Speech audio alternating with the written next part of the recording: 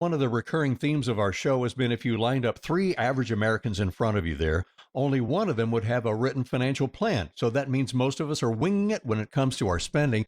So to begin the show today, how do we break that bad habit of living without a written budget? Well, Ralph, you may have heard that, it takes 21 days to break a habit. Others have said it takes 30 to 60 days to break a habit.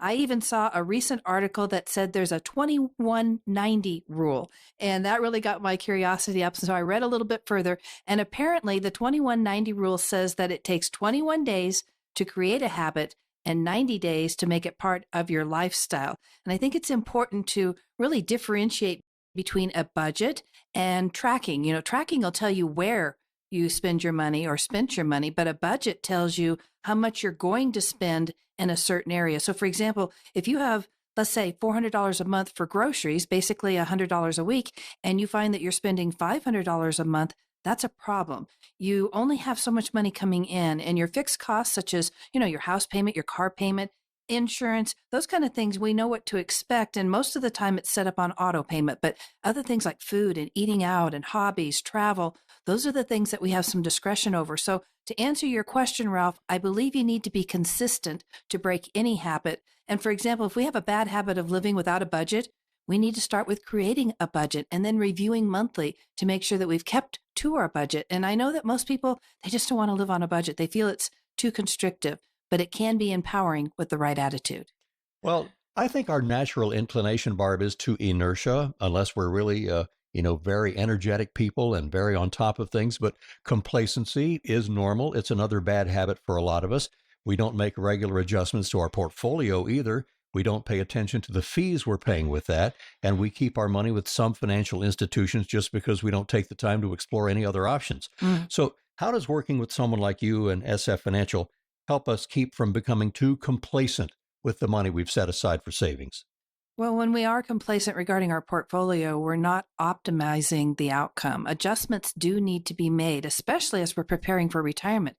If we're invested the same way in retirement as we were when we were working and we were in that accumulation phase of life, we're probably taking on too much risk.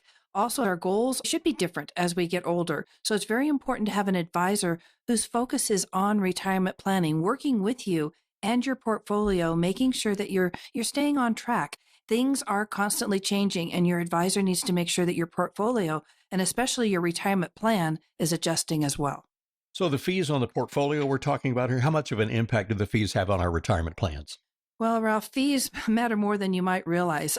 Just using some historical data from Vanguard, we know that from 1926 to 2019, if you had an 80-20 portfolio, so 80% in equities, 20% in bonds, that you got a return of 9.7% a year on average. So what does that mean for your money? Well, it means we saw growth, and it also means we're paying more fees because fees are based on the value of the account.